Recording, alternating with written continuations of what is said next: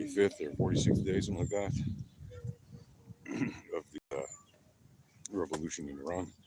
And here's what's happening. Coming to you live on this 10th of February, 2026. We're right out of Israel.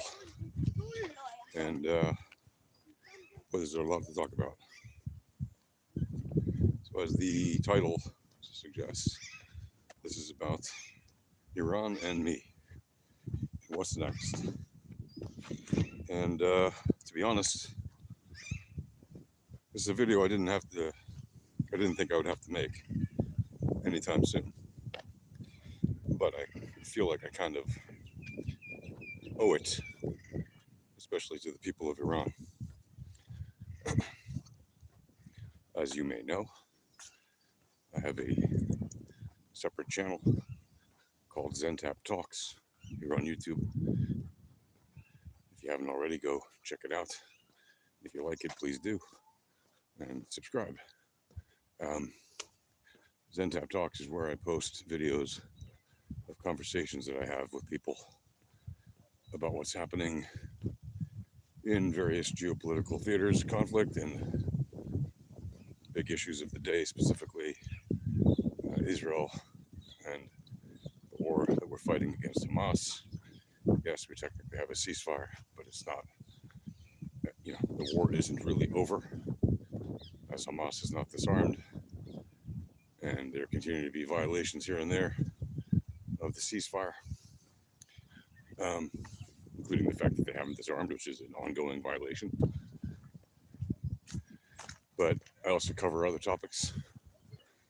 I've spoken about what happened in Venezuela, spoken about what happened in other theaters of conflict, Ukraine and Russia, and of course, anti-Semitism and anti-Zionism, as they call it, which is just code for anti-Semitism, and other big issues.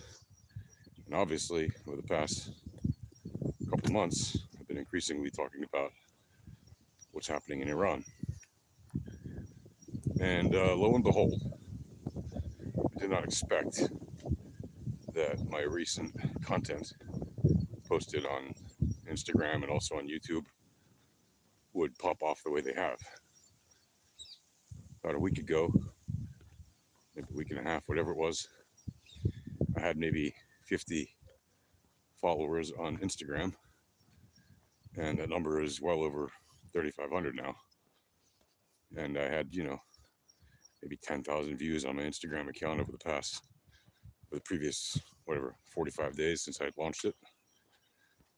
And the account's now rapidly approaching 1 million views, well over 800,000 views already, almost 900,000 views.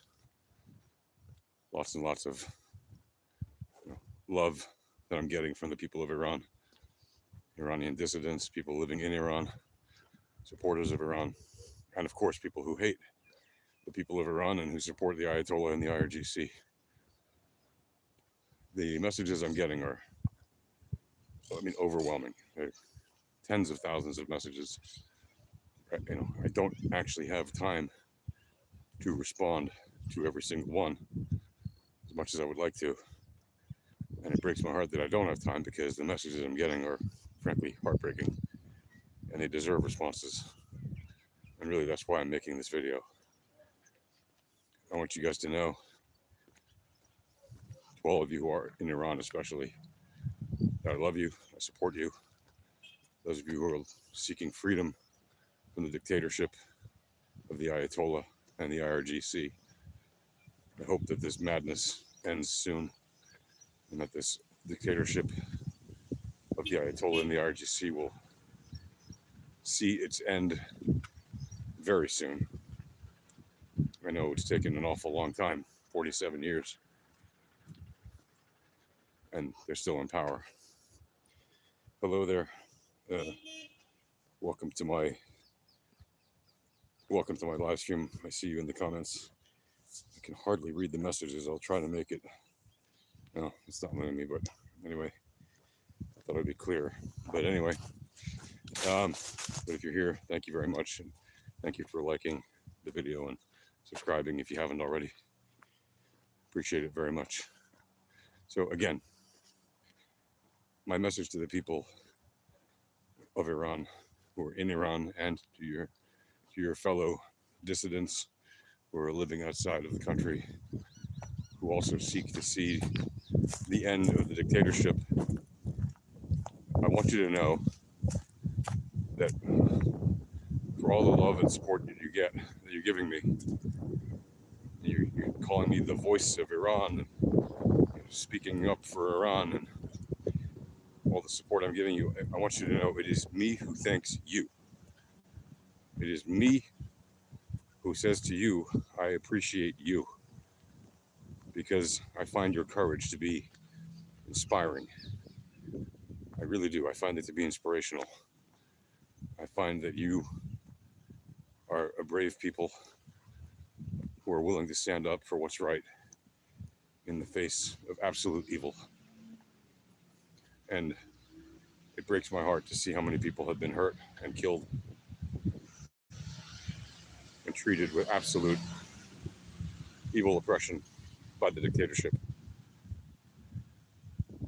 And the reason I do what I do on Zentap Talks when I speak about Iran is because I just want to use my voice, as small as it may be, compared to all the very large platforms that have immense audiences compared to what I have.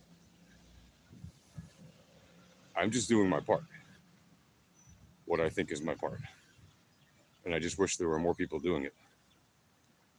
Because the more people we reach that don't know anything about this, the more people we can inform about what's happening there, the more there is a probability that we'll be able to affect some kind of change, some kind of positive impact.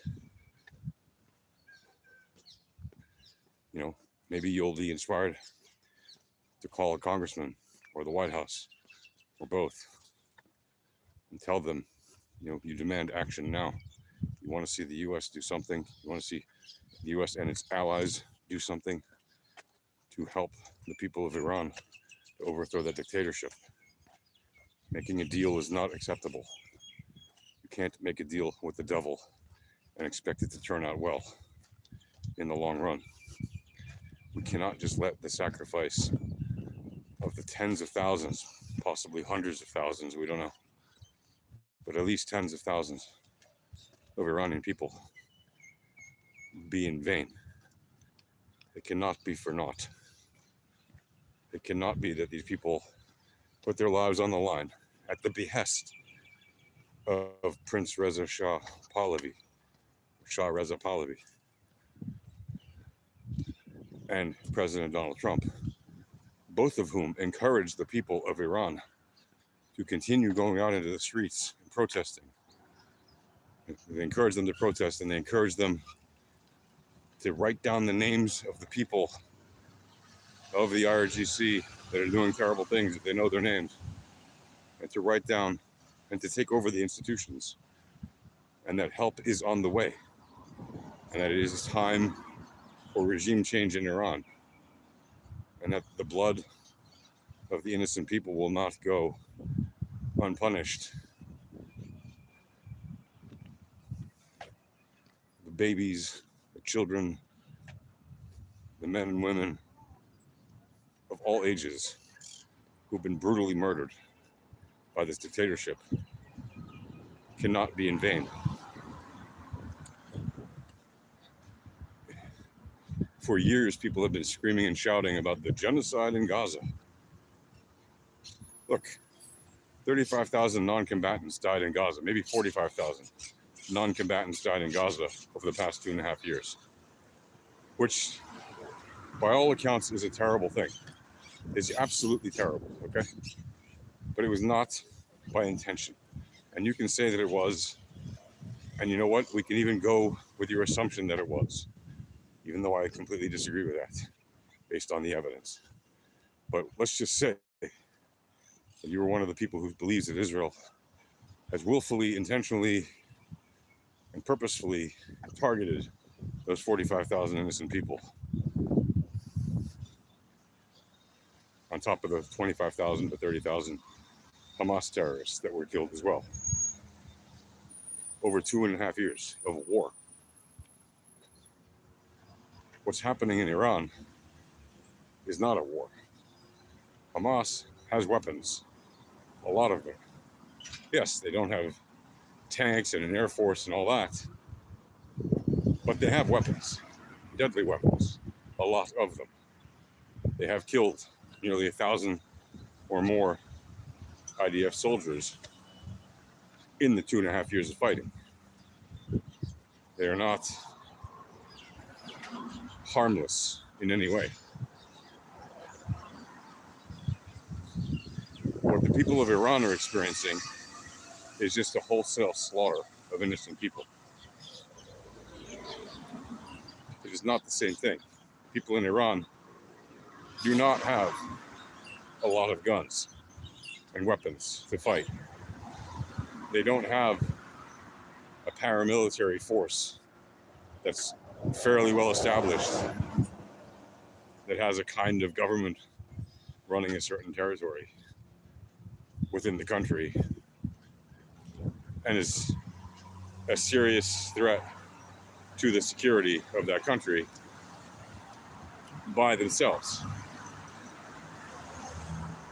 The only way that the people of Iran can win this fight is, well, there are two options, one of which they don't have at the moment, and that option is to flood the zone. And that option was the first option that they should have done. If you ask me militarily from a strategic point of view, that's why I've been recommending that they do that from the moment there was the first sign of unrest. I said it's not enough to go out and protest and clap your hands and chant for change. I said they need to rush in the millions. They need to rush the institutions and the arsenals and the military bases and the military headquarters of the IRGC. But they didn't. And I said they need to do that before the communications break down. But they didn't. And they basically allowed for the IRGC to take control of the situation and to do their worst. And literally kill the Iranian people in the dark, exactly as I had predicted. I don't have a crystal ball, okay? I've just been deeply into these topics for a very, very, very long time. And that's why it breaks my heart ever more when I see the devastation that these people are putting, the government of Iran is putting onto its own people, slaughtering their own civilians, innocent civilians. It is gut-wrenching, to say the least. The messages I'm seeing, it's absolutely horrifying. And that's why, again, it is me who thanks you for all that you have done in your bravery and your courage. It is me who salutes you. And I say I thank you because what you're doing isn't just important for Iran.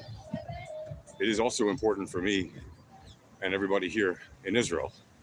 And it's also important for people around the Middle East. And it's also important for people around the world. You are literally fighting against the head of the snake.